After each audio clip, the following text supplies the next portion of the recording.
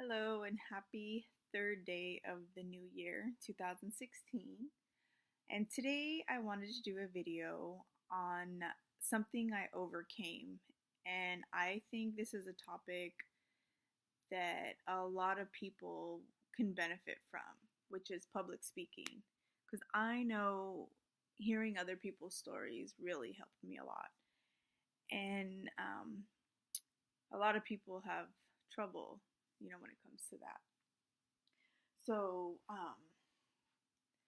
the first, the first time I had to do public speaking was when my Nana passed away. I actually didn't have to do it, but I was speaking with a coworker of mine. She's actually a good friend as well. And she was telling me about when her Nana died and how she had a speech and that she wanted to honor her. And something about that just made me want to do it.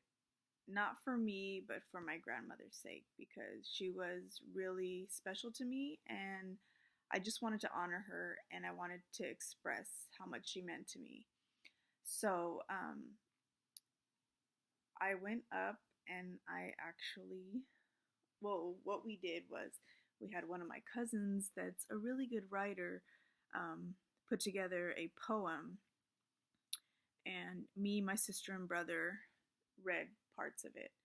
So it was a little bit easier. I didn't have to think about what I had to say. I just kind of had to read, which still was really hard for me, but it did help me. It was more like a baby step type of thing. And I was able to read it, although I was blubbering. But the point is, I did it and I honored my grandma. So that was my first attempt to conquer this public speaking fear. And then the second time I had to do public speaking was when I was my best friend Veronica's maid of honor. It was crazy because I knew I had to do a speech, and during the ceremony I was fine, and then after, like when we were at the reception, actually I wasn't fine. I just kept thinking about it the whole time. Like, I used to, for anything, when I knew I had to do some kind of speech, like in school, I would think about it for like days ahead of time whenever I found out like I had to do an oral speech. And I would just like, I don't know, I just hated it. It just took over everything. I couldn't concentrate on anything. I'd just be like, oh my God, I'm going to do really bad. What am I, I hated it. So, I had a speech and my cousin also helped me write that, but it was, it came from my heart and it was to her, and I did that speech, which was really hard, but it was done. And then after that, I went on a group study exchange, and it was in India. And what I didn't know, well, I knew I had to do some public speaking, but I didn't know how much public speaking I had to do. I mean, I had to go up in front of,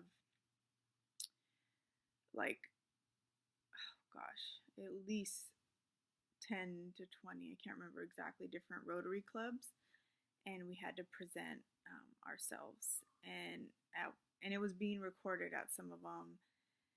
And the and all we had to do was talk about ourselves and have a little slideshow. It was nothing major, but for me it was like a huge deal, and I didn't think I was going to be able to do it, but I just kept like talking to myself, telling myself, you know what, just do it, just do it. And I prepared for it and I wrote it down, but no matter how much I prepared for it, the words still never came out the way I wanted them to. But the very first time I had to do it, when we got there, I literally, like right before I thought I was gonna throw up, thank the Lord I didn't. And my voice was shaking, and I was just like, like I'd rather get hit by a car, literally. Not really, but it's just the worst experience ever. And so the first time I did it, and Then I had to do it again like the next day, and it got easier. It took a while, but every time I would still get a little nervous, but it got easier throughout the stay. And then the thing is with public speaking for me is you have to keep practicing it, because once I got back, I didn't have to do any type of public speaking. So then when I went back to school, we had to do a presentation. And once again, I felt when I did it, I totally flopped at it, but it ended up being okay. I got asked a lot of questions, which helped me because I just like read through my whole entire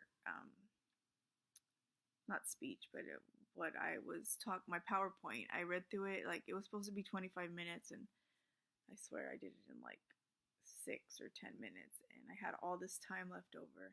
And I was like, oh shit, what the hell? But luckily, I sparked some interest and I got a lot of questions, which made me feel more comfortable. And slowly but surely, my nerves started to calm down and I was able to go through it. And it's still a process and I'm still working on it.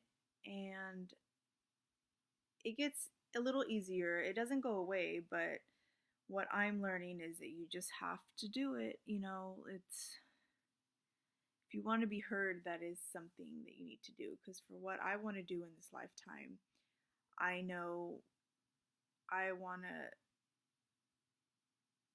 to spread the word of Ayurveda and of light, of love, of peace. And in order to do that, I have to have a voice. So I challenge you to use your voice and don't be afraid to either do a video or public speaking, or just let your voice be heard in a positive way, in light, and just do it. Have a great day.